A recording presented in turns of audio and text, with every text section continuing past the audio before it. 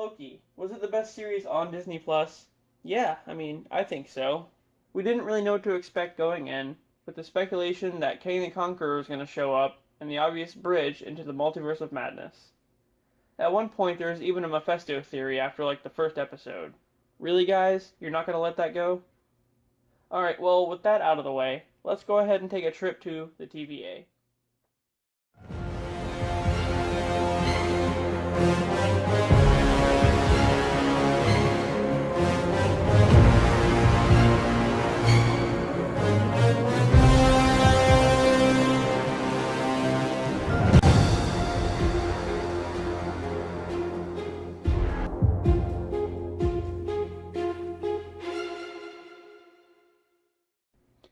In episode 1, we meet up with Loki moments after he steals the Tesseract in Endgame. Loki gets teleported to a desert where he's apprehended by the Time Variance Authority, a bureaucratic organization that monitors the sacred timeline, which is basically like this timeline we know as the MCU. They make sure no alternate timelines branch off and everything goes as planned. Anyway, so Loki's taken back to the TVA to be evaluated by Judge Ravonna Renslayer, who's pretty much in charge. Loki's then sentenced to be pruned, which is basically when they jab you with like this electrical stick and it banishes you to like this realm called the Void. It's pretty much like a desolate wasteland out in the middle of nowhere. So before this can happen, Agent Mobius steps in and requests Loki's help tracking a fugitive who, like Loki, committed acts against the sacred timeline. Alright, so for those of you who are like, what the fuck is he talking about? Anybody that does anything that's not supposed to happen, for example, like Loki stealing the Tesseract, is considered this act. Basically, anything that goes against the natural order of things. Because then it will create like an alternate timeline and blah blah blah. So then they sit down in like this room and Mobius shows Loki all these events that are supposed to happen. Like him being imprisoned on Asgard, and then not only the death of his mother, Frigga, but of himself as well. And Loki's still pretty iffy about helping, but then after Mobius leaves the room, Loki quickly acquires the Tesseract, only to find out that it has no power. So in the TVA, nothing of magic works. He then meets Casey, who's like this guy at a desk, and he has a drawer full of Infinity Stones. Loki gets mesmerized by this, and he just can't understand why there's a drawer full of Infinity Stones. But the guy Casey tells him that they all mean nothing, and they're all mostly used as paperweights. So I guess that, plus like all the footage that he was shown, inspires Loki to want to help catch whoever they're hunting, who just so happens to be another version of Loki. So at the TVA, they refer to alternate versions of people as variants. Together, Loki and Mobius track the variant to a different area in time, where they've been killing all these TVA soldiers and stealing bombs capable of erasing an entire timeline. In episode 2, after Loki stalls on a mission, allowing the variant to get away, Renslayer bans him from helping, but Mobius insists he could still be of use. After a semi-promise of a face-to-face meeting with the Timekeepers, who are like these ancient beings that created the TVA, and a long period of all this research, Loki discovers that whoever they're after has been hiding out in timelines that all end in an apocalypse, similar to Ragnarok. Due to the cataclysmic event, the timeline ends, allowing the variant to move undetected. So they travel to Alabama 2050, where a hurricane is ripping through this local store. The variant uses their power to enchant like all of these various TVA soldiers, and then the variant reveals themselves to be a female Loki named Sylvie, and she's hell-bent on destroying the TVA. So before they can stop it, all the timeline erasing bombs she's collected get sent to various spots on the timeline, and after detonation, it causes the timeline to branch wildly into multiple timelines. She then opens a portal using a TemPad, which is like this mobile device they use to jump in between timelines, and Loki follows. They arrive back at the TVA as Sylvie attempts to find the Timekeeper's chamber, and Loki teleports them away just as Renslayer shows up. In episode 3, after teleporting out of the TVA, Loki and Sylvie end up on a planet called Lamentus 1, which is moments away from being destroyed by a collision with a planet. With the TemPad broken, they get stranded on the planet and finally start to open up to each other. They board a train that's evacuating due to it being the only power source capable of charging the TemPad. And then later in a conversation, Loki explains that everybody at the TVA were all created by the Timekeepers. Sylvie quickly debunks this statement by saying that everybody there is a variant, just like they are. So, as the planet's falling apart all around them, Loki stops a building from falling by seemingly stopping time. And originally, this looked a lot like Loki was using the Time Stone because the building just froze, but I guess it was too good to be true, and he was just using regular old Loki magic. Lame. Just then, the train they were using to escape gets destroyed. In episode 4, we dive a bit deeper into Sylvie's past, learning that she was taken by the TVA at a young age for simply existing. And after escaping thanks to hesitation by Renslayer, she vowed to take down the TVA. So Loki and Sylvie share a somewhat passionate moment, which alerts the TVA to their location, and they're taken in. Ooh, Loki's fallen for Loki. What does that mean exactly? Is that like loving yourself, or...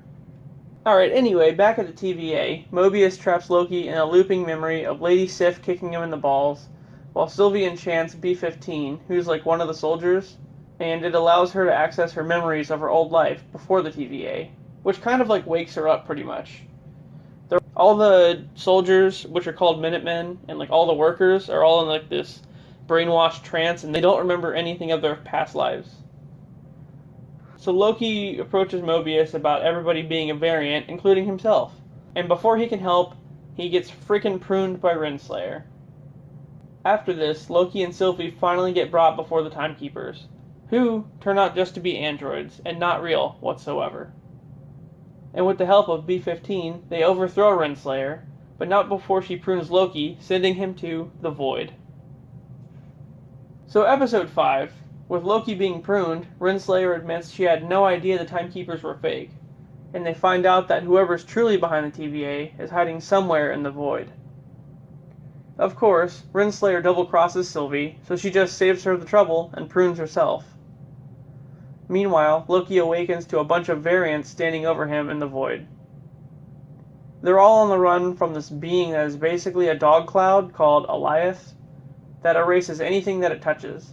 So basically, the reason we haven't seen any alternate versions of anything in the MCU because the TVA sends everything to the Void and it's eaten by Eliath.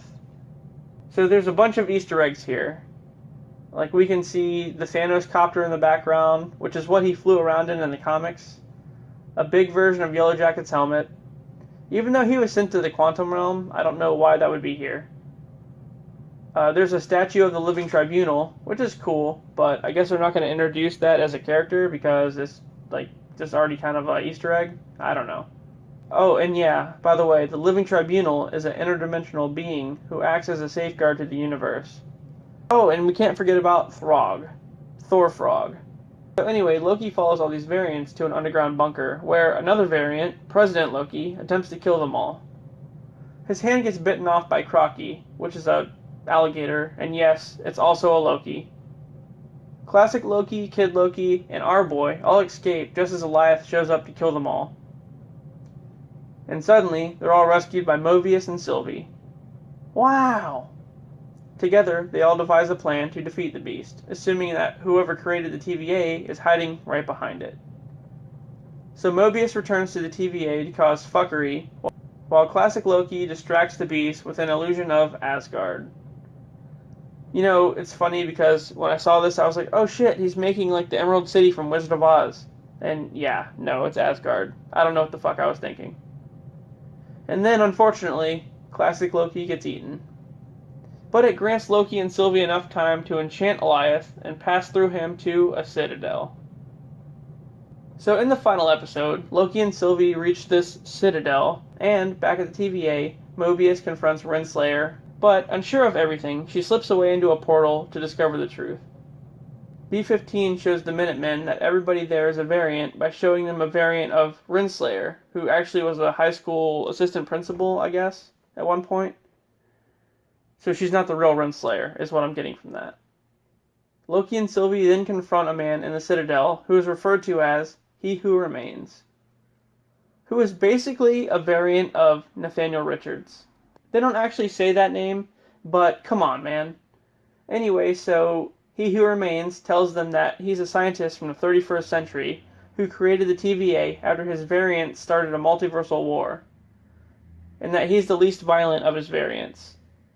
He gives them a choice of either taking his place watching over the timeline or killing him, but killing him would mean bringing back all of his dangerous variants and starting a new multiversal war.